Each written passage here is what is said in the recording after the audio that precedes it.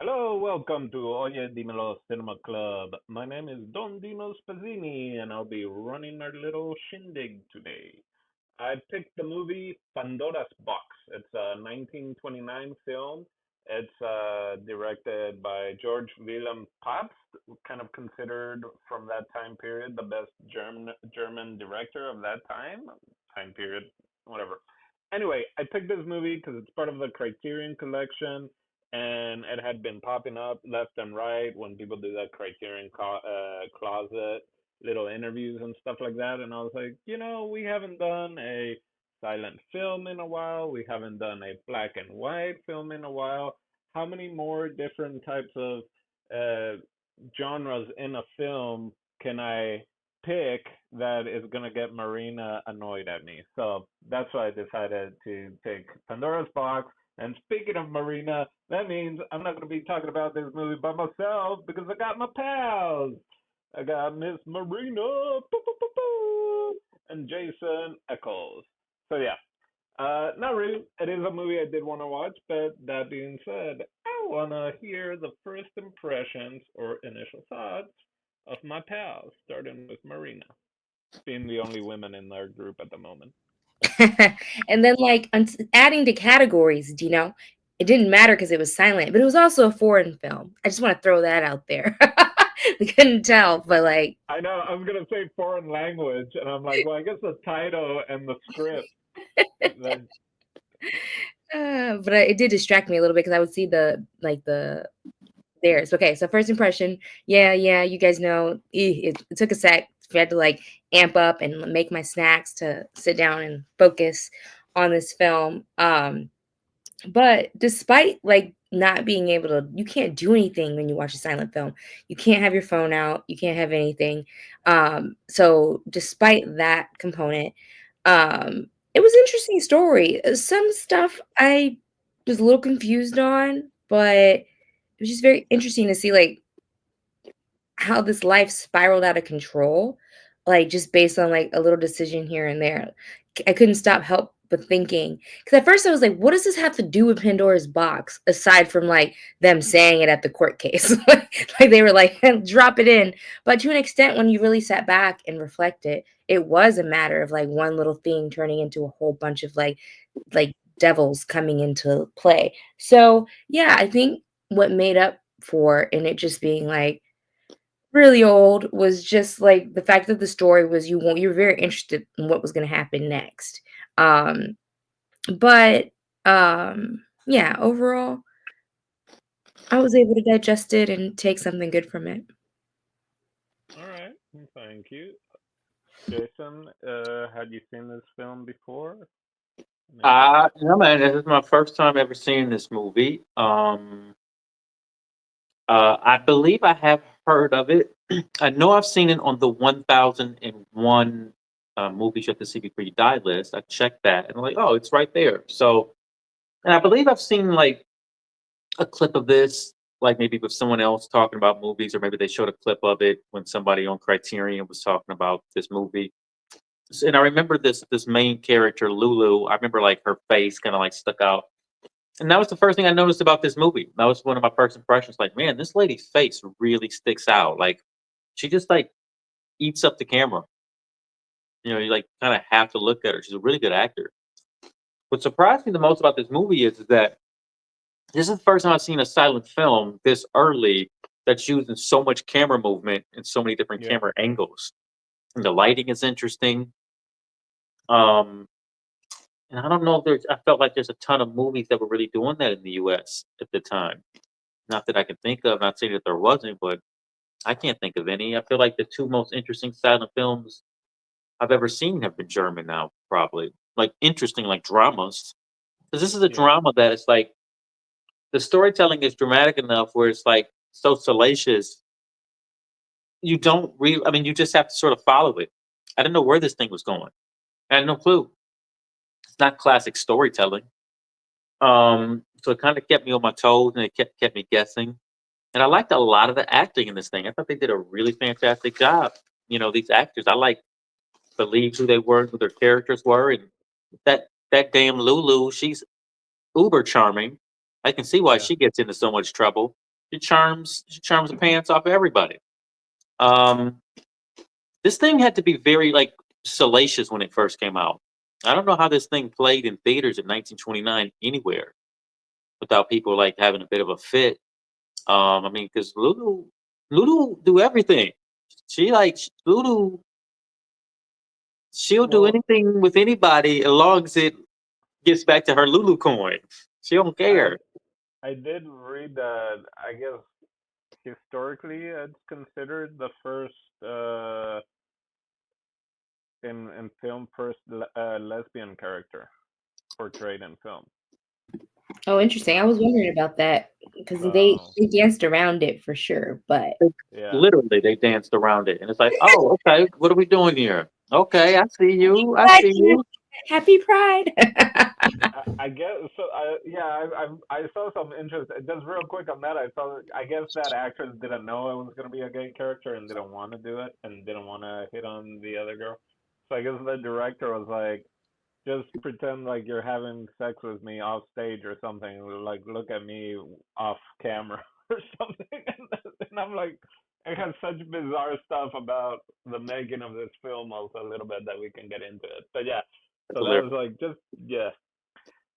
It almost feels like the director was a little bit like Lulu with all his stars and everything else, like production wise, of just trying to do what he wanted or figure out a way to use things to advantage. All right. Any other initial thought, Jason? Um, I know I kind of jumped in there with the salaciousness of. yeah, I think that was pretty much. Well, I did also think the movie was pretty long. I just felt like this thing kept going and going and going. Yeah, I'm like, man, like it's a long movie for like a black and white, you know, not even a I talkie. Like this is a yeah. lot to cover. Not gonna lie, I thought Act Three was maybe gonna be it, and then okay, I guess it's an Act Five type of movie. All right. It's like I wait. honestly figured this was going to be an Act 4 type of movie. So Those every It's act like after that, I was surprised. Like it's still it's like going. Act Eight. What? Well, anyway, I can also add a little bit more about that, which maybe you I don't know how much you guys looked into it or not, but I'll go ahead and give first impressions if you guys are both down with it.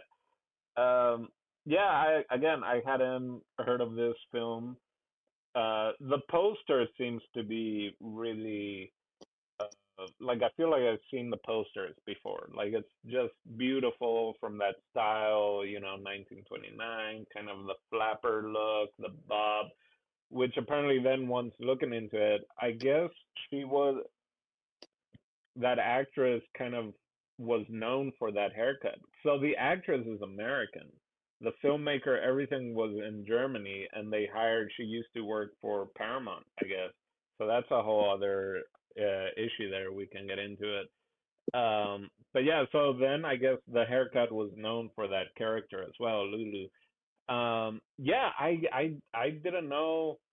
Um, I didn't know what what was going on with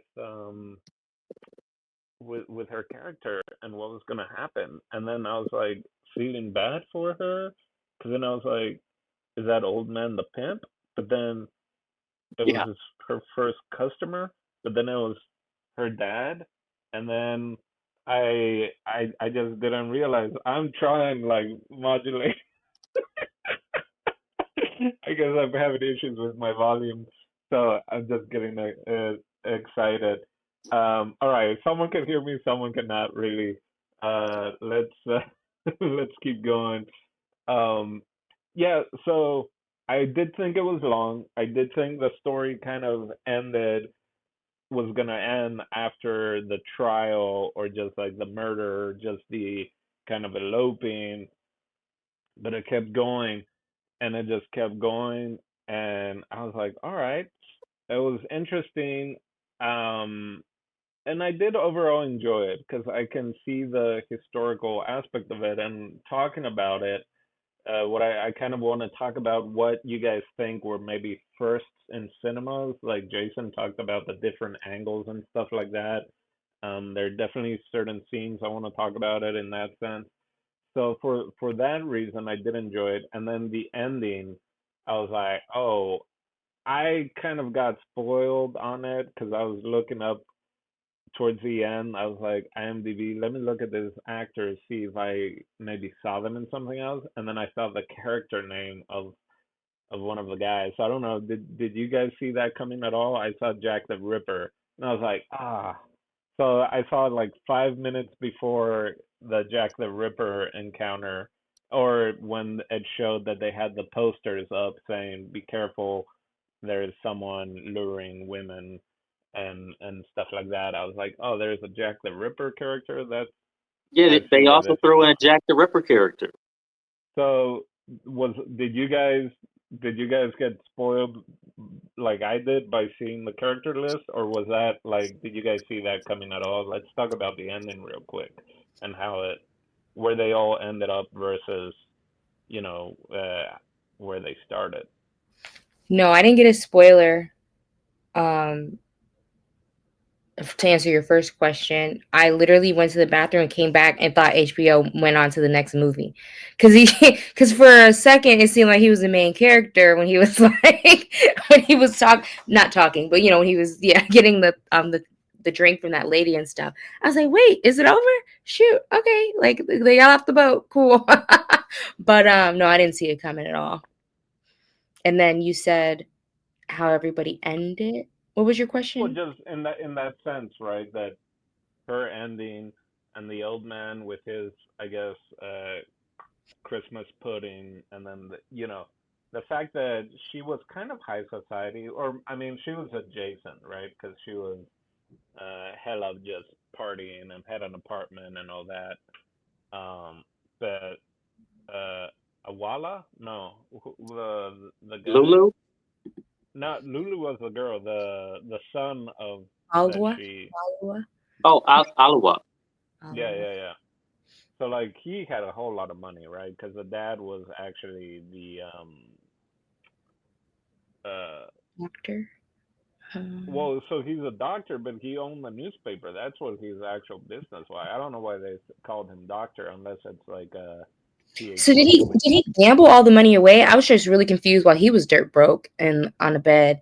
In the end, like what happened there, or did he not take his inheritance because he ran away with the killer, or like I think that was just kind of a running away type of thing. And not that they knew that he ran away with her, but I think it was very last minute. And then that Marquis guy was basically br- asked for a bribe, yeah. from him, But or at some was point, gonna, you couldn't just hop on yeah. a train and go get the rest of the money. I was just very confused. The defeat. I There. Yeah, I don't know how all that must have gone down, or because maybe it was tied into a whole bunch of other stuff, or is it literally just a thing of they weren't clearly in the right state of mind Yeah. on very on so many different levels. Um, so yeah, I mean, yeah, it kept changing like a lot. But yeah, so it was a very surprising ending because I didn't see that happening. Yeah. Now, let's talk about camera stuff and let's go. You were talking about different angles and all that, and I think the best example that is backstage of the cabaret, well, not cabaret, yeah, cabaret style show, right? And how they were following the director or stage manager and like following different people. I was like, oh man, this is like pre the studio, right? That they're just going through backstage and actors and tech people and they're moving up and down stuff and like to the point where all of a sudden the stage manager gets lifted on the platform and he's trying to get back down and they have the camera from his point of view down and then point of view up.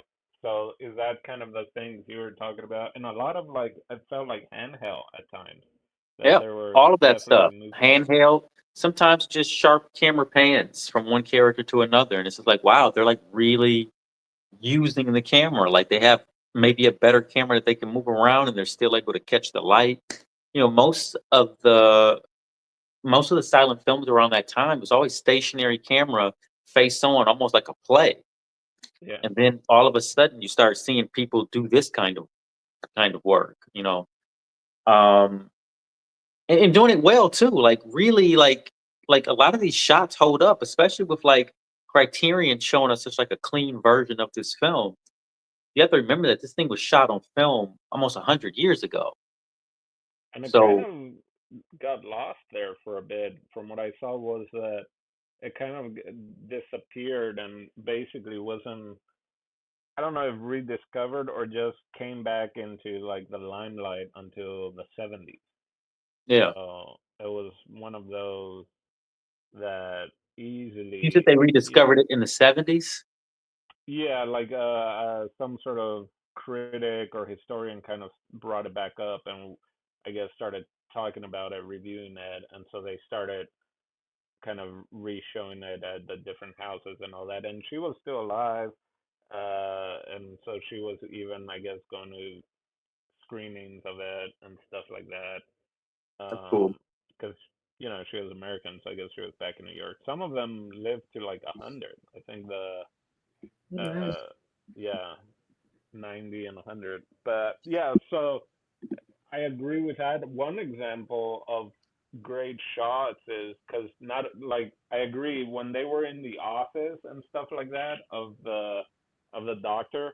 It's just like this really uh, uh, static, just one shot that it's just held, and you have like the desk and they're there, and it's just no movement. But usually when she was around, that's when there was a lot of movement and camera and started, going and having different shots.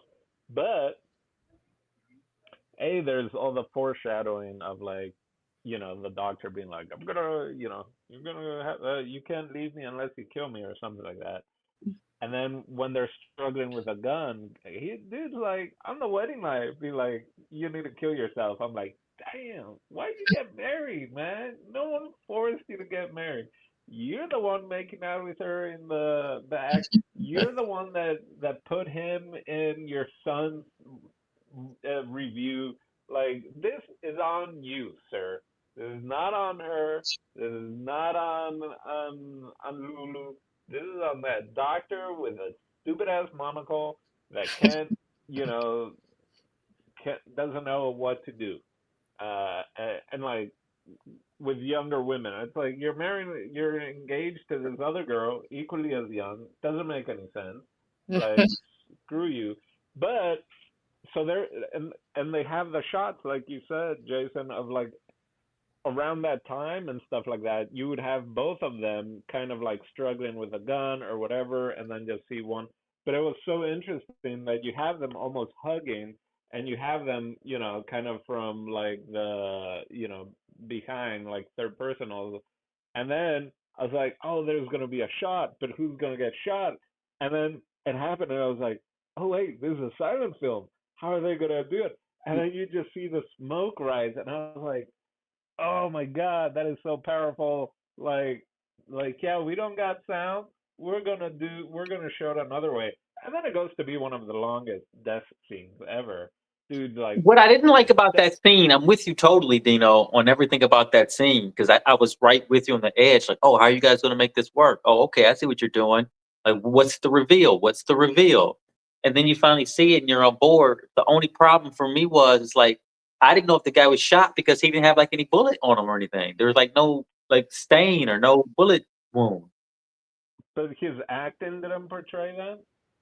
I mean, I it don't. did, but I was second guessing it. Like, are you shot? Like, what's happening right now? Okay, it is 1929. They weren't doing like blood packs, but although then when the But sun came, but he it did seemed have. like he would have got shot someplace vital the way he, something. There would have been some blood somewhere. Are you Yeah, about to die?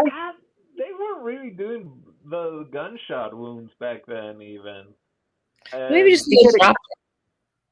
he did have some blood then when the sun came up, which I thought yeah, I finally some just blood didn't. came out of his mouth. So I'm like, oh, okay.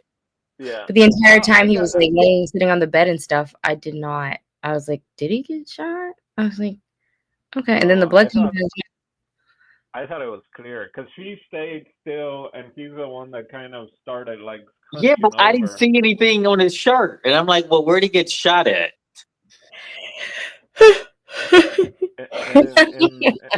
in his gut. And okay, so then there's that shot of using the smoke, and then at the very end of the movie, when she gets murked, uh, although they're clearly the film print not as clean, and also the fact that they were in the attic or whatever, but she's embracing Jack, and then like how they're doing Jack with the eyes and the knife and all that, and grabbing the knife, and then like her hand like drops. I was like, it's pretty good. That was That's another good. one where until her hand dropped, I was unclear if he did it or not. But that's because the angle, like it looked like an embrace. Like sometimes Right. embracing Well, is not the same look of like it was. I mean, I think that was the whole point, right? That it was more like a loving embrace. At least that's what she's thinking. Because he was like, I don't have any money, and he's like, oh, I like you anyway.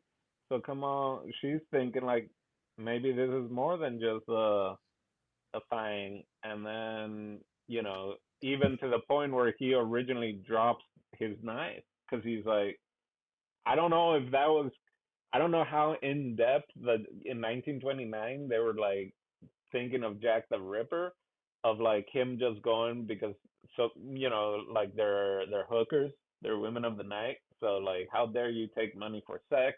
And because she's like, I'm not gonna charge you, he's like, oh, let me drop my knife. That's I'm not gonna kill this lady because she's not charging me, so it's not a sin or whatever they might be thinking of it. But She yeah, so charmed a serial killer. That's what I was thinking. He was Jack the Ripper esque, but I mean, this happened like 1929, and I think Jack the Ripper was like late 1800s. yeah, But yeah, I yeah, mean, that's clearly who they're like trying to portray him to be. But he's a serial killer. I'm like, dang, she even charmed a serial killer not to murder her. Like, you like maybe there's a chance for me and this woman that I was about to murder. yeah. Maybe she's my other person. But then that knife with a candlelight, just too much. he's It like I just can't was stop. too much. Like, yeah, it was too much. He goes, this, but the knife is already in my hand. I have to. Yeah, And I agree with you guys on like the camera angles. Like I think that's the biggest thing that turns me off with some older films. Like I mean, I shouldn't put so much pressure on the beginning of cinema, you know what I mean? But still, I just can't help my attention span. And so I definitely feel that the way they shot this was a lot easier to stay focused than for some of the other silent films I've seen or black and white films. Because, like, yeah, usually is dead on, and then there could be some action happening, and you're just like looking at and you miss stuff. So it kind of moved more with you, like, more modern film. Yeah, yeah, definitely more interesting visually, and even like the lighting. I was impressed with like you guys are moving the camera a lot, but your lighting is still tight. Like you guys are yeah. figuring out filmmaking right now, like really hardcore in this movie. Just like I said, there might have been earlier ones, but I mean, this feels like this came out like I think the same year as the Jazz Singer, maybe, right? Like the Jazz Singer was the first talkie, so I think this came out the first year when talkie movies started. And to me, this is way better than the Jazz Singer. And that movie had talking in it. I didn't see that. 1927. Oh The wow, Jazz Singer was 27. Yeah. So interesting. they had So already started introducing talking into movies when this came out. so you know what it was like? They had basically the technology for talkies like from the get go.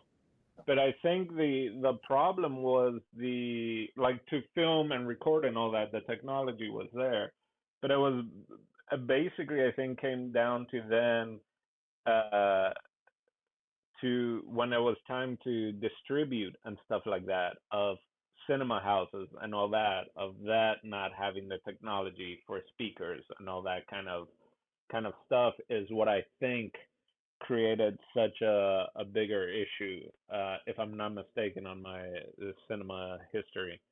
That is why it started with some early. talkies, and then they're kind of like, nope, we're not doing sound in cinema because it, you know, it doesn't fit. Uh, but yeah, so yeah, the Jazz Singer, 1927.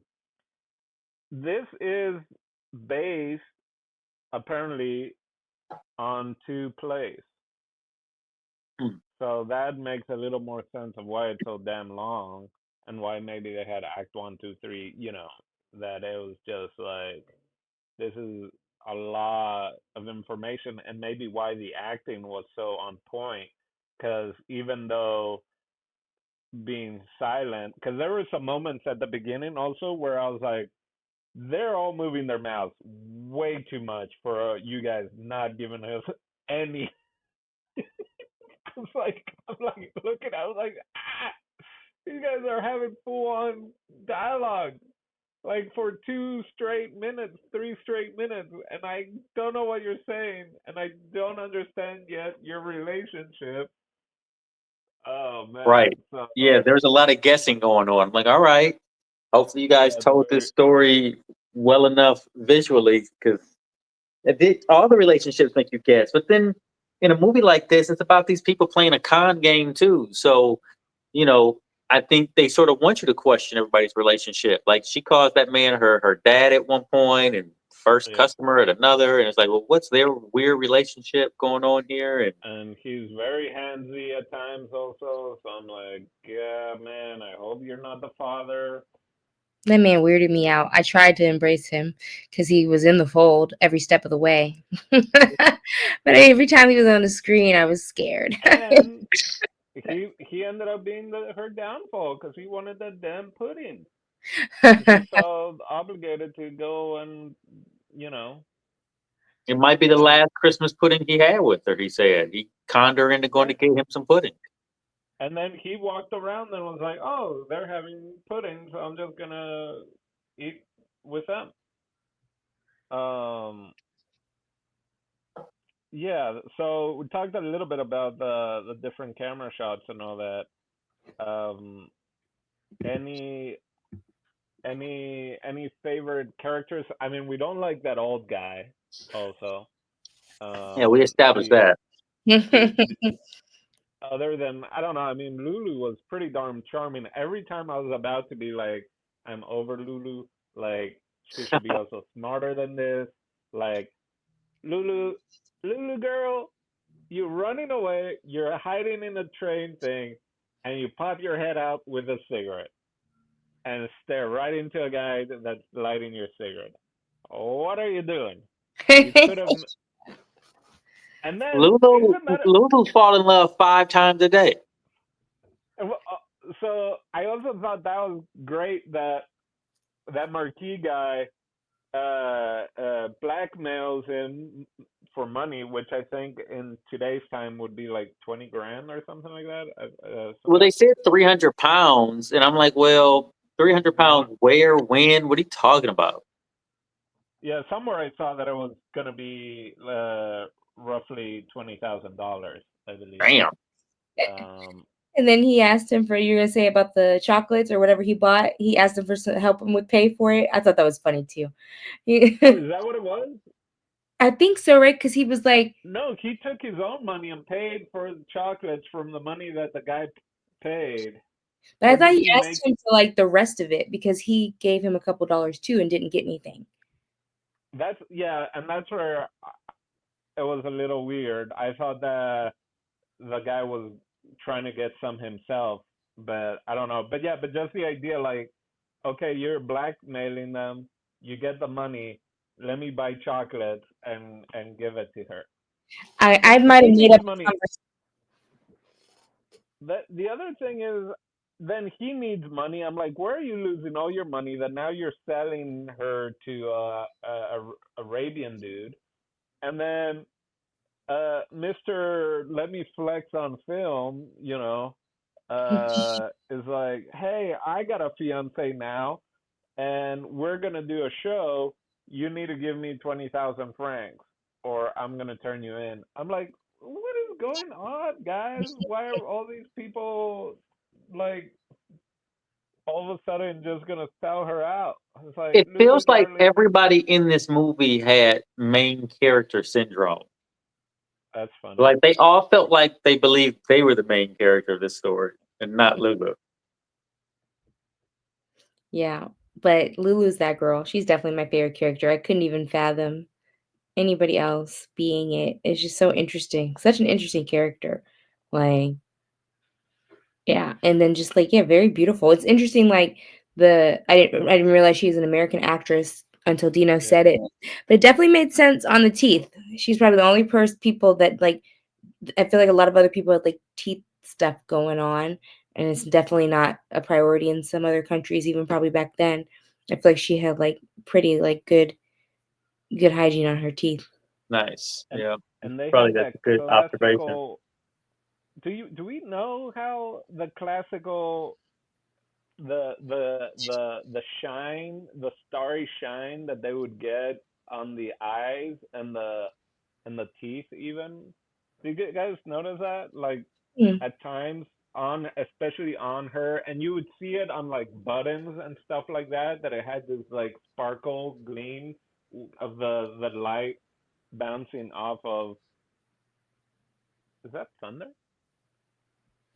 The But yeah, so like her eyes, and it's very flapper-esque, very like Hmm. 1920s silent film thing, and they also had it in this film. I just noticed it, but yeah, there were moments where they would make her look like so glowy and stuff like that, and it was like the white of her eye was just glimmering, almost starry eye, and her teeth and stuff like that. I didn't notice it, but Um, maybe that's why I was looking at her teeth because they were doing that. Like, yeah. yeah. And I don't remember. I don't know how they did it. You know. Speaking of like Um. features, the original, the guy that she shot by mistake, Yeah. his eye roll back. Yeah. That was Oh yeah. freaky. That's crazy. He did that once before too, not just when he was dying. And I thought I was going nuts. I was like, "What's going on with his eyes?" I'm like, And oh, he made a choice to roll his eyes back. That's what I thought. Like, he just made a choice because I he felt probably, like I feel like he was still in focus too. There's a lot. There's a lot of cool stuff going on in this movie, man. Like just the way it was Yeah. directed. It feels like it's 6 different episodes of Lulu's adventures. you know what movie? You know what this reminded me of? And I wonder if they took anything from it. The movie that was gross to me. The one where they put her mind into the adult mind into the girl. Poor Freaky things, or Friday. no, or the was it the black and white one? No, poor things. Yeah, yeah, yeah. Oh yeah, yeah. Venture aspect, but like here, there, everywhere thing. It kind of gave me a little bit of that vibe. Very Oh curious yeah. on that person's Ma- criterion I list. thought about that too when I was watching it. Actually, I Be was something to thinking look of some into. different ones, but yeah, that definitely the infatuation that they all had for her. Um. Yeah, because That's even the women. Um. Lulu was a good The time, man. she was really pretty too. I'm always like I'll always like be really I'm always super impressed at that time. Like at that time, you had to be gorgeous to be gorgeous. And I know that sounds, superficial, but that'll always be amazing to me. Like women of that time, like you had to be gorgeous to be a gorgeous movie star. Nowadays, you just get some really good makeup, you get some surgery, it's whatever. You know what I mean? And we're also more inclusive as a people and on what beauty is. The beauty standards is more like there's all kinds of beautiful, but like just to be like a knockout in the 20s, like you had to be a knockout. Like that, I always thought that was just like, and she is definitely one of them. Like, Yeah, absolutely is. She's 100% a knockout, and yeah, I would imagine her whole life was storied just based on her being, an actress that looked like that, and then probably being in a really big, movie. She's probably a movie star. mm, Like she has movie star looks.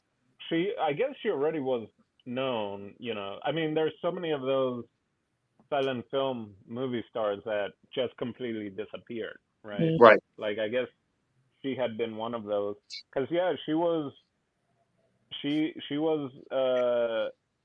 originally the director wanted to cast her, um, Louise Brooks, and have her on loan from Paramount because she was under contract with Paramount, and so like he had made an offer, and Paramount didn't even tell her, and basically she got into a fight with Paramount with negotiating her deal or whatever, just in general, that she finally like broke it or whatever, and that's when she was told that the guy wanted her for this film, and she went. And then the crazy, like, just the making of this film is also a little wild.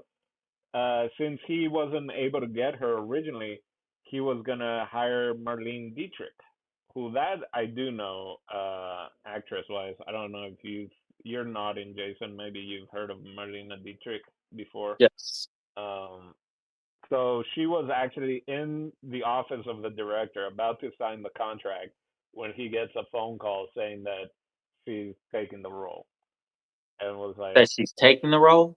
yeah, yeah, yeah, yeah. So like they had I guess she had just like gotten in the fight or whatever with Paramount, and she found out, and I guess somehow they called the office right when Marlena Dietrich was about to sign, and then he was like, "Oh, you know what? There's a Lulu is now available, so I gotta let you, I gotta let you go." And I guess in like her memoir said that the director didn't think Marlena Dietrich would be good enough because she was already too old, which is funny because she was 27, I guess, at the time. But Marlena Dietrich definitely more known as sultry. It is raining. Oh, I gotta close some windows. Yeah, for Is it sure. raining in LA, guys? It was It raining. was, it was earlier. Yeah. Um, I do agree with that, though. There is So something very special about this girl, and I don't know if I've ever seen her in anything before, but it's almost like after watching her perform, I feel like I've seen her in lots of things before. Like she's the prototype for a silent film lady movie star. She's the Yes. prototype, and she's very much of the times. And with her fashion is dope. I mean, at one point, isn't she wearing like a sheer sort of dress that's like you can like almost see through in the movie? I'm like, dang, this is the 20s, and she's wearing something like that. Like that's almost Yeah. like today now that dress. Well, mhm. yeah, the whole flat. Oh, that's one of the notes I wrote was like she had like all the poses from like what I think of like the flappers and the Roaring Twenties Yeah, of just like because she's got that cocaine skinny body. I feel like is what would be maybe described Ozempic cocaine party times, and she had like the one like just hands on the hip, and then like she would even be like laying on like whatever couch she had, and like doing all the different poses that I feel like those felt are just like opium times. Like, what were those guys drinking out of those cups with those long straws? right. I was like, oh man, this everything's giving opium right now. And then they had like the pipes also, like different style pipes. Yeah, and man, that yeah, that the wedding that she had, like the party, like the amount of booze and everything. Um, but yeah, so I apparently, yeah, liked her so at the wedding. it's I thought that's when I like thought she was perfectly charming as like a bride. I was yeah. like, oh man, like she's like touching bases with everybody. You know what I mean? Like she's totally engaged with everybody. And that's when she kind of sold me in the movie, like, oh wait, this lady can really act. She's selling it. You can turn someone into a housewife. Like real talk. Like, Yeah. yeah, man, it's wild. Like, yeah, it's crazy. There's even an opera based on like the two plays and this movie Mm. Lulu. So like I guess the story was so well known back then that that's what kind of allowed the director to just kind of also take liberties with it, and maybe that's why you don't have to have so much of the subtitles, or the cue cards, no, whatever cards the for getting silent film, um because I guess it's just a story that everybody was so used to already that clearly for us that story has completely, you know, gone away. I mean, Pandora's box is one thing, but Lulu's Pandora's box, her box is a whole other story that we weren't accustomed to.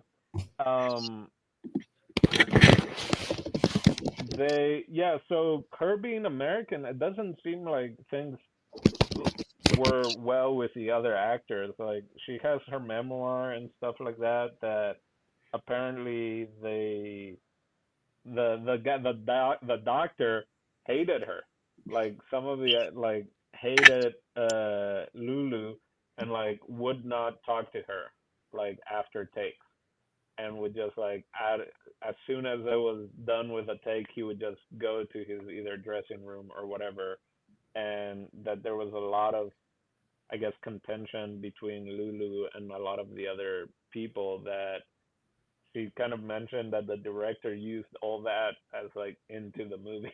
And so I was like, gotta give it to that. No wonder that director is considered this great German director if he's got all these like seems like drama or whatever people on his set and he's able to just kind of, you know, finagle them to do his bidding. Also Sounds like mentioning very that Fellini-esque.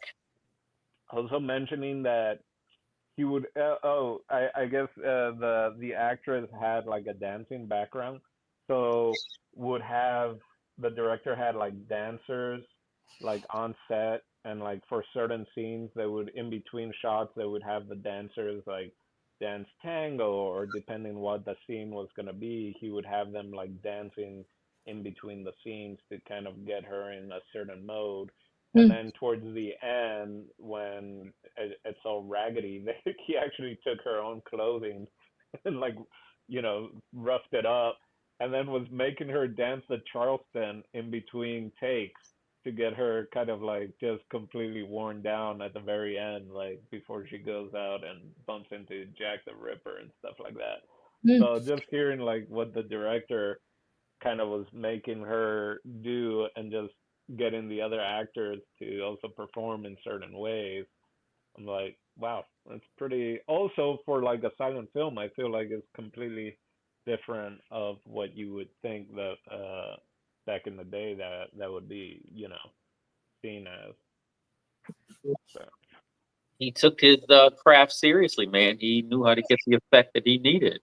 It is directed well, man. Like that's noticeable when you Yeah. watch it. Like it's a lot of information for a movie. I will say that because I got lost a few times in a few moments. I'm not going to lie to you, but I mean, it is all crafted very well.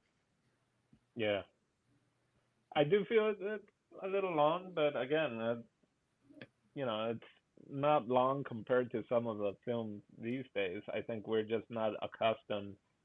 I guess music wise, I felt like I didn't look into that. What music? Because I mean, you have actual Christmas songs and all that in it. That's the one thing I forget to kind of look up of um, how close this music was um, to what was maybe played during the showing of the films, right? Because that was my only thing at times, kind of like when she shoots the doctor, um, the music didn't seem to add up with the tension, you know, like, and so to me that was I guess my only kind of thing was like I felt like the music was too not bland, but not a whole lot of changing in the with the emotion maybe of the scene. But maybe I don't know if you guys felt that Yeah, way. it was definitely very one dimensional. Like even like John passing by, he's like, it's the same song. Like it's just all sounded very similar, no matter if the risks were high or not. So Yeah. Yeah, yeah. For the most part, yeah. That's what most silent films kind of do. Like, well, these are our songs, and then that's it. and normally it probably doesn't stand out as bad because a lot of times silent films are a lot more one dimensional, where the even when Yeah. the emotion is like, it's like Yeah. it's not that intense because they do more acting. I feel like they did less like miming in this movie, and so you probably expect it more on the soundtrack. Because yeah, I do wonder if they originally weren't going to make it silent, but just decided to pivot because some of the Um, acting does seem like it's not. I did. Where did I put it? I don't know where I put it. But in one of them, I wrote. At one point, the music sounded like the Muppet Show theme song. It might have been when they're gambling, when they're in that boat gambling. Yeah. Oh no, at the wedding, because it's in Act Four. I was doing my notes, Act Four. I have damn wino at wedding, and then I put the music sounds a little bit like Muppet Show theme song. Um, so yeah, do you guys have any favorite moments, sequences, or acting? Uh, for instance, one thing that kind of I was like, oh, that's cool, is when the doctor finally at one point like takes off his monocle, like, and really like look over. I was like, that's the most dramatic effect I've ever seen anyone with a monocle. Because then he like pockets it. I was like, damn, that was like that's actually pretty cool. Like that, like that's the one time when I'm like, because usually monocles are like, like, Yeah. but like him actually losing it at that point where he just kind of like rips it out of his eye and like puts it in his pocket. I was like, Trying to go into okay, action mode. yeah, He means business now. He's like, Yeah. Mean yeah. business. Was I there don't any? know if I have a favorite scene in this. Like nothing really sticks out to me too much in this thing to say it's my favorite scene. It's kind of just all an experience. I mean, I like all the moments when Lulu looks up. Like all those are like, all right, Lulu. Like Lulu's big eyes and her good acting. Something, Marina, you mentioned Poor Things. I did also think of Emma Stone when I was watching this. I think like subconsciously, like I just thought Emma Stone. I remember thinking like, why am I thinking of Emma Stone right now? Emma Stone has the ability to be a silent film star because she like tells so much like with her face and her eyes Yeah, tell so big much of a eyes. story. And I just kept thinking like, I don't know, maybe Emma Stone has watched a lot of silent films too because Emma Stone's one of the few actors in Hollywood that just really acts with their actual face and eyes, and yeah, you could just you just know everything she's thinking and feeling, and she could be a silent film star. So yeah, I don't know why, but yeah, I kept thinking of her while I was watching this. And then I guess Poor Things, I thought about that because of this, and yeah, that was a connection for me. It's weird, but yeah. Why did you have that connection? why did I? Yeah, Well, because aside from like the Frankenstein element, it was very sure, similar on the adventure. Like, if they were in the city, new connection on a boat. Like, I feel like they had similar and yeah, like timeline, and then maybe a little bit of like the sexuality element of it too, sure, like yeah, yeah. beauty and like so it just reminded me of Poor Things. Yeah, man. There is a connection, 100%. Yeah. Um, but yeah, favorite scenes. I really probably enjoyed like the highs and lows of her and the first guy, not the older man, but the one that they were on again, off again. They get married and she shoots him. Like I feel like that was like a movie on its own, like their Yeah, story, Yeah, and I enjoyed it.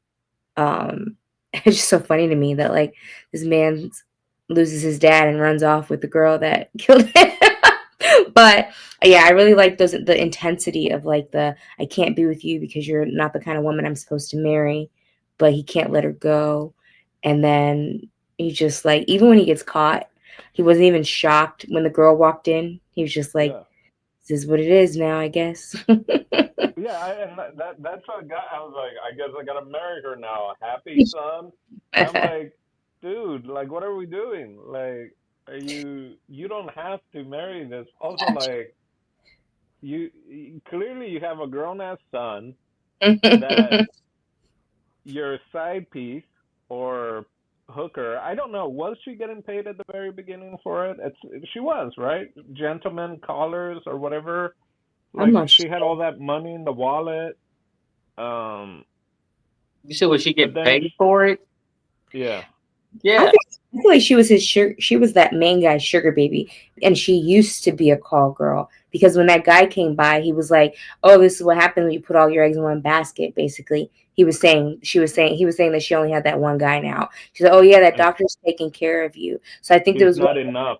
Yeah, one person is not enough for you. And I'm like, you did get married. You could have. And then she still invites the old dude or the to the wedding, or did the old dude and the jock dude just I like just showed think she up? makes bad choices. Like, yeah, why did you invite them? Why are you letting them be in the room with you? And at one point, she's trying to resist him, and like, she technically wasn't doing anything with them when he walks in on Yeah, them.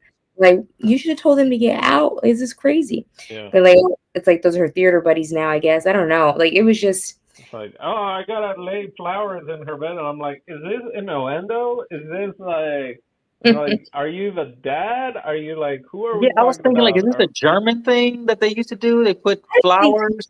I don't think that's her father. I think like she was just like trying to not get them killed, and so she was just like, "That's my dad." I don't know. That, that Yeah. can't be like just like a distraction. Yeah, Oh, oh, it's well, kind of like Chicago, right? Then also, if we're talking about them being a musical and all that and storytelling, because flappers and everything and in the lights. But then we're in the court, and he's like, "The story I've told you," and so I'm like, "Wait, everything we just saw, is that what her lawyer just said?" Like, so are we? Is that 100% true what we saw, or that's the story that the lawyer told because that's what she told him? Okay, Does that make? Did, I did get you that. guys Which think that? it would really make some things make sense too. Like yeah, because sometimes it does seem like she's not doing anything wrong. Like it's not that bad. Like but Yeah, maybe it is her lens of the story. hmm, that's Like interesting. because that's the first thing I thought when we were in the court, and the and her lawyer, the way the lawyer said that, the way I read what the lawyer said, I was like, oh shit, this just turned into one of those either usual suspect or whatever that what we've seen has just been a story fed to us, and then we have to believe if that is the correct thing or not, and then we still have another hour of a movie Right. that is I definitely didn't take it that way, but I could see it being. I thought it was just like them cutting out a scene and just being like, "Okay, this is the story I told you." Lawyer stuff. But no, that could definitely be a yeah, perspective. interpretation. Okay. Well, if no one else has, oh, I did notice there's a line that I wrote that I thought was interesting. It was at the very end when they're already in London, up in the attic. I would call it an attic. I think it's an attic. And I forget who said it, but it said basically it's interesting that you can get booze on credit, but you can't get bread on credit. Did you guys catch that? I did. It's funny that you And can get booze on credit, but not bread on I was like, credit. What's that? man, Does that get you thinking about anything? yeah, poor communities, and how they add, black communities, normally Latino communities, and liquor stores are everywhere, but then they wouldn't open other type of stores, grocery stores, whatever, in certain neighborhoods, and that's a way of controlling, you know, the fact that that was pointed out. I was like, this is very interesting that in, 1929 someone made that realization that it's like, yeah, I'll keep you drunk, keep you coming, like, So uh, what I was pay, pay, thinking, paying paying the Indians, right? The Native American in only in alcohol, stuff like that. Like it's like controlling a 1929 population. Germany. Yeah, but 1929 Germany. In the show, I don't know if you guys saw. I was like, "Is that a black dancer?" Did Yeah, you? there was And I it was was a whole like, troop of black people performing. and they didn't look like they were in blackface. Nope, just living their life in Germany, being performers.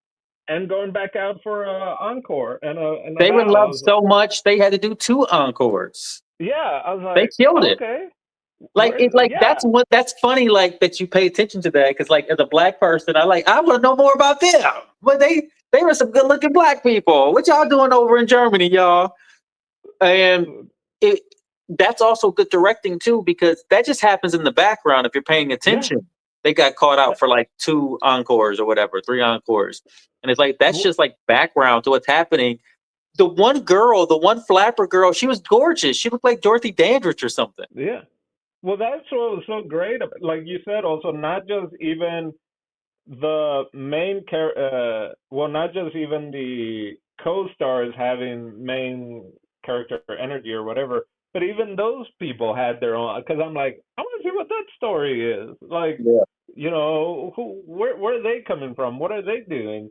And that's why that scene in itself is probably worth watching again, the whole theater production part of it, because there's so many bits. And again, like, and another thing in the more silent film was the continuity errors, right? There didn't really seem to be really glaring continuity errors in this film, especially in those kind of scenes.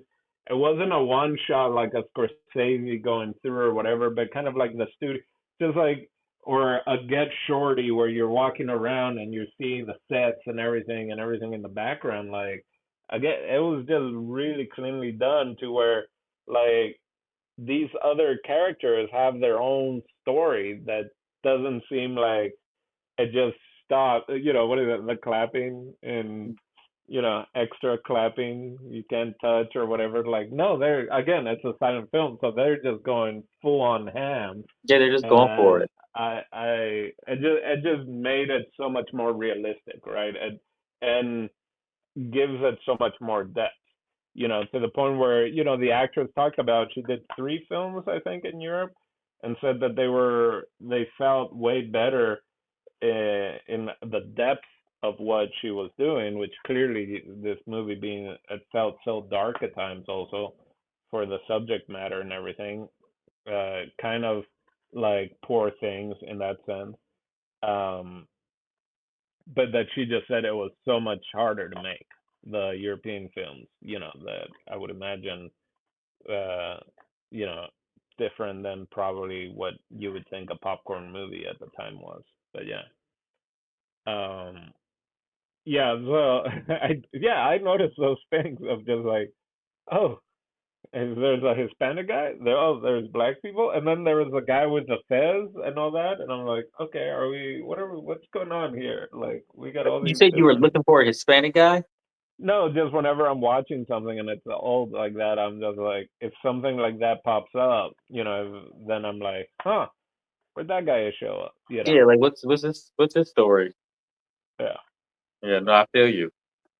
Um, All right. Well, I think unless anyone has anything else, we can get into uh, final thoughts, and I'll go first and just do a quick finish. Especially talking about it, and the more I look into the film after watching it, there's definitely a movie I can recommend to a lot of people, and that I did like. It's not like, oh my god, this is a favorite film. But I would rewatch this in a kind of historical sense and almost as a study, right? Like bringing up Poor Things, bringing up. I enjoy this kind of thing of watching some modern stuff, and then trying to figure out if who was inspired by this, right? Because the little things that I did read was that her look was very much in vogue, and that she kind of made that famous, especially in like the European style and kind of. So it is definitely something that I would recommend people when bringing up, uh, you know, for many reasons, not just silent film, but 1920s, even something like it has Jack the Ripper in it. Like that is bizarre. I would never have thought about that. So there is a lot of reasons why I would recommend this film, and also different types of people that I would recommend it to it.